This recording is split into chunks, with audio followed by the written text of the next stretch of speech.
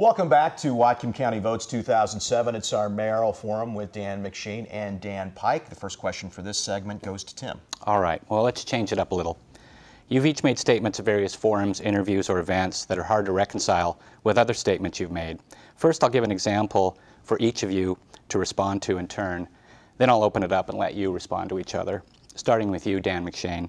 You're on record as saying that you have real concerns with the long-term cost of the Port of Bellingham's plans for the cleanup of Whatcom Waterway. Yet you also told the Bellingham Herald that you were at peace with the Department of Ecology's decision and that you don't think, and I quote, the approach ecology has approved is seriously flawed. How do you reconcile that? The difference is the very beginning of how the cleanup would be done was to excavate out the ASB and then leave in place the contamination in the waterway. And then from there, and that's the approach I disagreed with, but from there it becomes a technical issue for Department of Ecology. And at a political level, there isn't much really that the mayor can say about that. Is it technically sound? Yes, it will require monitoring, and that's what I'm most interested in. Do I think it was the best approach from the beginning that Ecology was reviewing? No, I don't. Dan Pike, you've told numerous business leaders that you don't support any expansion of the city's urban growth areas, yet you've netted the support and probable endorsement of the Building Industry Association and a number of prominent greenfield developers who are counting on you for, quote, a more reasonable approach to UGA expansion. How do you reconcile these positions? Well, first of all, I've told the Building Industry Association that I will not accept their support because I have problems with how they've dealt with issues in the past. I think they've been divisive in this community in a negative way that frankly, I think partly what we need to move forward is we need to build communication amongst groups, and I don't see them as having worked that way in the past positively. They're moving in the right direction to their credit. They're doing some things with Built Green and the like that I think are good, but I am not accepting their endorsement, and they have not endorsed me. I do have a number of developers that have endorsed me, and frankly, the reason they've endorsed me is the reason that everyone's endorsed me. I've got a very wide group that's endorsed me, and they've endorsed me because they believe that I am the person that has the management skills to lead this city going forward. And frankly, because I've had open conversations with them, and even when they disagree with me, they understand that they can come and talk to me and they'll be respected and heard. I do want to clarify, though, there is one exception that I've told folks that I would make to expanding the UGA, and that is to provide basically a signature park at the north end where I think it makes sense to partner with the county, and frankly the land costs would be cheaper to get county land. There's more land available in the county. To provide a large park, and I would extend the urban growth area to incorporate the park for environmental reasons. Well, Dan Pike, when you heard Dan McShane's response to the question of Whatcom Waterway, what was on your mind and what's your response? Well, the first thing on my mind was that that was a question that I was curious about too, so it was good to hear some of the answer. I guess I feel like going into this, I said I'd like to have some sort of peer review of the proposals because I think the Bellingham Bay Foundation brought up some reasonable criticisms of the proposal. But at the same time, as someone that's reasonably scientifically literate, I found when I read the Bay Foundation's proposal and I read the consultant's proposal from that the port brought forward, both of them sounded reasonable to me. And what I wanted to see, and what I'd still like to see, is I'd like to see some sort of analysis looking at the environmental risks and benefits of each approach and the economic risks and benefits of each approach. And frankly, I still want to do that. It's a partnership, and the city as a partner has a right to ask for those things, and I will still ask for those. Dan McShane, when you heard Dan Pike's response to expansion of the urban growth areas, what was on your mind and what's your position on expansion of the UGAs? Well, the proposed expansion of the urban growth area was formulated by the city of Bellingham, and actually they proposed a much broader expansion than the county council is recommending. And there's a rationale for that and a methodology that they went through. And I really haven't heard anything from Dan Pike about why you wouldn't want to see any expansion of the urban growth area. Where then will the population be incorporated, and how would you do that in a short time frame for the planning horizon that's facing us right now? And also recognizing that that tremendous city planning efforts, city staff, city administration went into that proposal, and coming in and basically flat out rejecting your own administration's proposal if you were to come in, I think is creating a poor trust level. And so there needs to be, I think, a more sophisticated view and concentration on, okay, where else will the growth go?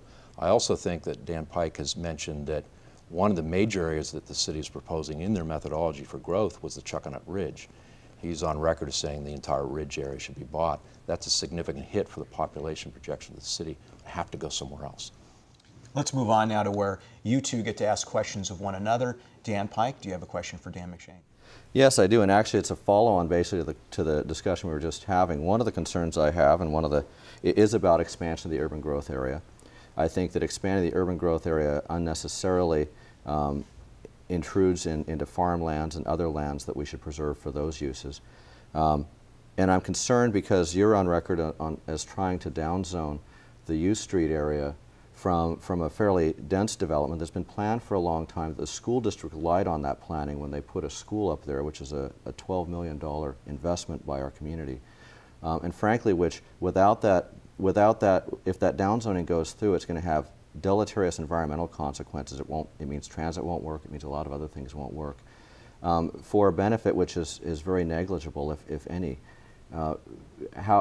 Where do you propose to put all the hundreds of units that are being transferred from there? And will that impact the need for the urban growth boundary to expand? It's actually a very minor impact. The planning process that the city went through recognized that actually there's very little, and this is on the U Street area, is just south of the crest of the hill for the Lake Padden watershed. The city proposed urbanizing 70% of the watershed to very high densities. The environmental impact statement that went with the urban growth area proposal the city had recognized that Lake Padden was an impaired water body and was at risk for being degraded seriously. We have a lot of experience in this community of not dealing with lakes in an appropriate manner. And so I raised the issue of should we be contemplating pulling back the amount of development that the city was proposing. The current, what the county council recommended was leave the zoning in place as it was. There wasn't a lot of thought and a lot of approach to, there was an assumption that this area was going to urbanize by the school district. No one ever came to the county council and said, we are thinking of urbanizing this area and that's why we're putting a school here. No, the school went there for other reasons, is because they needed to put a school in it. And the school is actually, in my mind, thriving sprawl. It's in an area that was undeveloped for the most part. The infrastructure actually was not in place. The city, the school district's actually having to put in an extra water line because it wasn't in place yet. Much of that urban growth area is not well served by infrastructure. Dan McShane, your question for Dan Pike. You raised the issue of the urban growth area expanding into the farmland areas. So what is your view of the problems of expanding the urban growth area in the King-Queen Mountain area when there are no farmlands in that area, there's no commercial forest in that area, and there's only one stream in the area?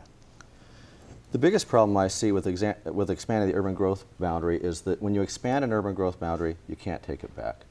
So I want to make sure that before we do the expansion that we need to do it, period. It doesn't matter in that particular instance that it's not farmland. It's that it's setting a precedent of saying we'll expand the urban growth boundary as opposed to doing the harder work of working with neighborhoods to accept infill. I would rather work with folks like Alan Matsumoto of the Seahome neighborhood, who is working to actually increase the density they're going to have in that neighborhood with the support of his neighbors in a way to take a lot of that growth. I would rather work on actually what was modest density in the Lake Padden area, not high density, so that we can have a more appropriate environment there. I mean, part of the problem that the school district's having there is that the county has been sitting on TIB funds for 5 years, which are frankly at risk of being taken away because they have not built infrastructure, which is in fact costing the county, or is costing the school district extra by having to put in an extra sewer line instead of building a full-size gym. We have to move on to closing statements. Dan McShane. Well, I appreciate you putting this together, and I want to make sure that it's clear in this election that I've been serving this community well for 8 years and taken hard positions in a very public way. The public should know what my values are based on my experience on the County Council of protecting Lake Whatcom, reducing sprawl in this community, working on good planning efforts in public safety. And you should expect the exact same thing while I'm on as your mayor, serving as mayor. I delivered it when I was elected, and I will do that as same as when I'm mayor of Bellingham. Dan Pike. Yeah, again, I'd like to thank you as well for having this. I think this is a great opportunity for folks to get to know both Dan and myself a little bit better. And I think that what I bring forward is, at a critical time in our city, I have the proven ability to manage very complex projects and processes in a very inclusive way, so we can move forward and actually make progress instead of talking about some of these problems again 4 or 8 years down the road. And so if I'm elected, you know, people know that I have that administrative background, that administrative ability, and that they can come and talk to me and be included in providing the solutions. Dan Pike, Dan McShane, best of luck come November. Thank you. Thank you. We'll be right back.